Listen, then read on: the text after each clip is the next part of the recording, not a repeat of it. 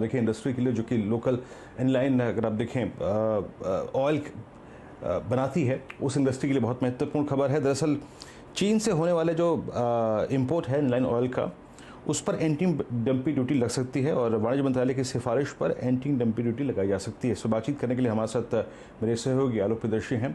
आलोक, जरा प्लीज़ विस्तार से खबर समझाइए और एग्जैक्टली कितने क्वांटम में इस वक्त ये एग्जैक्टली अगर आप देखें जो इनलाइन ऑयल है इंपोर्ट होता है भारत में चाइना से?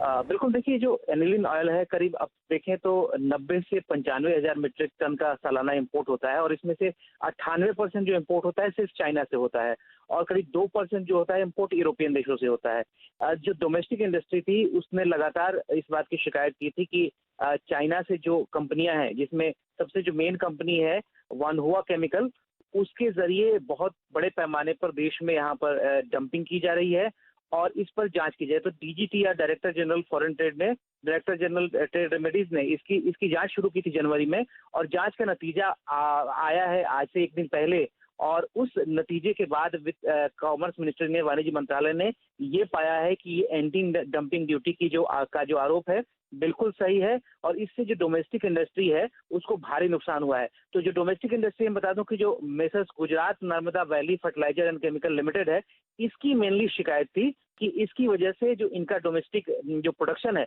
बिल्कुल धाराशायी हो गया है, बहुत भारी नुकसान हुआ है। इंडस्ट्री जो डोमेस्टिक और भी बनाती है उनका करीब 40 से 45% का मार्केट शेयर छिन गया है। इसकी वजह से ये पूरी जांच के बाद, लंबी चौड़ी जांच के बाद करीब $150 पर मीट्रिक टन के हिसाब से एंटी डंपिंग ड्यूटी लगाने की सिफारिश की गई है। तो ये भारी भरकम एक तरह से कहें एंटी डंपिंग ड्यूटी है और जहां तक उम्मीद है कि जल्द ही इस पर वित्त मंत्रालय फैसला लेगा और वित्त मंत्रालय इस पर एंटी डंपिंग लगाने का आदेश देगा। ओके, एग्जैक्टली, शुक्रिया आलोक आपका इस खबर के लिए। तो अगर आप देखें जो यहाँ पे लोकल प्रोड्यूसर्स है, हालांकि जो यहाँ पे अभी आलोक ने बात कही कि एक मेजॉरिटी चंक है, एग्जैक्टली अगर आप देखें उसका इंपोर्ट जो है चाइना से होता है, लेकिन अगर आप लोकल मैन्युफैक्चरिंग को देखें तो बासफ हो गया, सुमिटोमो केमिकल्स हो गया और बेयर क्रॉप साइंसेस, ये कुछ ऐसी कंपनियां हैं जो यहाँ पर एनिलाइन ऑयल को मैन्युफैक्चरिंग में इन्वॉल्व हैं। तो इन स्टॉक्स पे आपको नज़र रख के चलनी है। मीनवाइल एक स्टॉक लेके आइए जरा आप please, Axis Bank. Axis Bank day low पर। एक्सिस बैंक क्या कर रहा है इस वक्त? एक्सिस बैंक याद रखिए, इसमें बड़ी एक क्रिटिकल चीज़ है कि एक्सिस बैंक अपने शुक्रवार के लो को तोड़ चुका है। कितनी गैप डाउन ओपनिंग हुई थी उस दिन और उसके बाद आज शुक्रवार के लो को अवॉइड कर देना, मानव आई थिंक इस पे एक टेक चाहिए आपका। अपनी राय देंगे शॉर्ट या फिर लॉन्ग ट्रेड के प्रोस्पेक्टिव से? जी बिल्कुल, इनफैक्ट बैंक्स में एक्सिस बैंक सबसे वीक है। एक्सिस एंड इंडसइंड, ये दोनों बैंक्स मेरा ऐसा मानना है स्ट्रक्चर वाइज काफी वीक है। वीरेंद्र जी, जैसे आपने सही बताया, इनफैक्ट प्राइजेस ने पिछले हफ्ते नहीं बट उसके अगर हम उसके हफ्ते पहले की बात करें तो दोनों लास्ट 2 वीक्स के लोज को ब्रेक कर चुका है। तो यूजुअली ऐसे फॉर्मेशंस के बाद एक आइडियल कैंडिडेट बन जाता है कि हाई प्रोबेबिलिटी सेल के लिए। इसका जो अपसाइड स्ट्रॉन्ग रेजिस्टेंस है 400 और 405 के आसपास है, तो रिस्क रिवॉर्ड रेशियो के हिसाब से भी शॉर्ट्स इसमें किया जा सकता है। तो 400 का स्टॉप लॉस लगा के भी अगर चलें तो इसमें सेल करने की संभावना रहेगी। ऑन द लो साइड मेरा ऐसा मानना है कि 365 तक के टारगेट्स हम देख सकते हैं and this could be one of the draggers in the bank Nifty. कोई ये अगर आप देखें वीकनेस बढ़ा रहा है और याद रखिए इस वक्त बहुत दुविधा है, इंडेक्सेस को लेके काफ़ी दुविधा है। एग्जैक्टली आपका डाउ फ्यूचर्स जो है वो 840 अंक नीचे है, 3.5% नुकसान ये है, लेकिन आप इस वक्त बहुत क्रिटिकल एवरेज पर बैठे हैं। याद रखिए, एक चीज़ याद रखिएगा बस कि 95, 96, 97 शुक्रवार की यहाँ पे 3 स्ट्राइक्स की राइटिंग और एग्जैक्टली 96, 48 और 97, 10 यहाँ पे आपके राइजिंग 20 और 50 डेमा है। थोड़ा सा इसको रिस्पेक्ट दीजिएगा। आई मीन क्लोजिंग बड़ी क्रिटिकल होने जा रही है और बैंक्स जो है वो मूड ख़राब कर रहे हैं। तो बिलो 96.48, बिलो 97.10 वीकनेस और बढ़ेगी और इसके ऊपर रहेंगे तो पुल बैक की गुंजाइश भी काफ़ी होगी। Please keep an I on Dow futures. Meanwhile अगर आप इंडसइंड बैंक को देखें तो इंडसइंड बैंक ये भी डे लो पर है। माना एक टेक दीजिएगा, I think IndusInd bank Thursday से ही सिंक हो रहा है। हालांकि पुल बैक था शुक्रवार को, लेकिन उसमें इसने थर्सडे के हाई को नहीं काटा। अब इसमें दिक्कत यह है कि 454 और 460 के जोन तक कोई बहुत वैलिड सपोर्ट नज़र नहीं आ रहा है।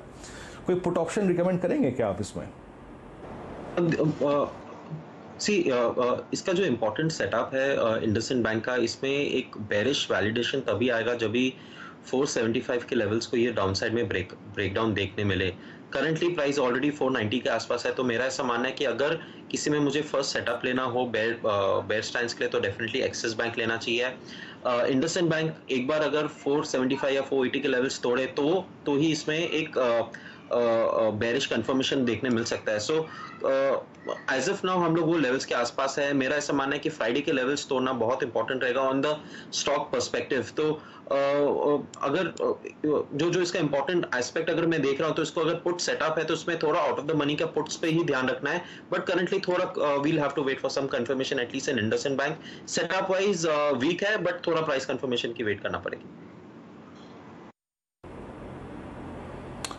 ओके, चलिए शुक्रिया मानव, आप इस कार्यक्रम में शामिल हुए, लेकिन मैं आपसे एक मुद्दे पे और बात करना चाहूँगा। दरअसल CNBC आवाज़ और नेशनल स्टॉक एक्सचेंज एक खास मुहिम लेके आई हैं इन्फॉर्म इन्वेस्टर, और इसमें हम रोज़ बरोज़ एक पहलू पे बात करते हैं, और उसमें आज एक पहलू है लॉन्ग टर्म इन्वेस्टमेंट। देखिए, इस कार्यक्रम में फ्यूचर एक्सप्रेस में हम ट्रेडिंग की बात करते हैं, Nifty short long, bank Nifty short long, लेकिन अमूमन पैसा बड़ा जो बनता है, जिसे कहते हैं वेल्थ क्रिएट करना, वो होता है लंबे समय में। किसी स्टॉक को लें, उसकी रिसर्च करें, कंपनी के बारे में पढ़ें, इंडस्ट्री के बारे में पढ़ें, अपने निवेश सलाहकार की राय लें और लंबे समय के लिए निवेशित रहें, तभी याद रखिए बड़ी रिटर्न्स हासिल की जा सकती हैं।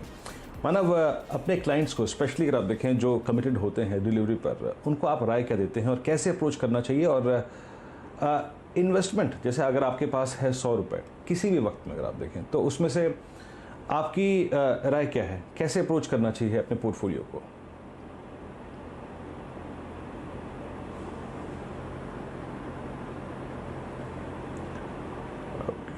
ओके, मानव से शायद हमारा संपर्क टूट गया है, मानव से एक राय लेंगे उसके बारे में, लेकिन इस बीच अगर आप देखें निफ्टी बैंक एग्जैक्टली अगर आप देखें 17,795 और निफ्टी भी डी लो की ट्रेजेक्टरी में ट्रेड कर रहा है। तो शॉर्टिंग के कैंडिडेट्स एक दो हैं, वो है एक्सिस, इंडसइंड बैंक नज़र रखिएगा, बंधन, RBL, एक्सिस, सारे के सारे डी लो पर, ICICI bank at D low.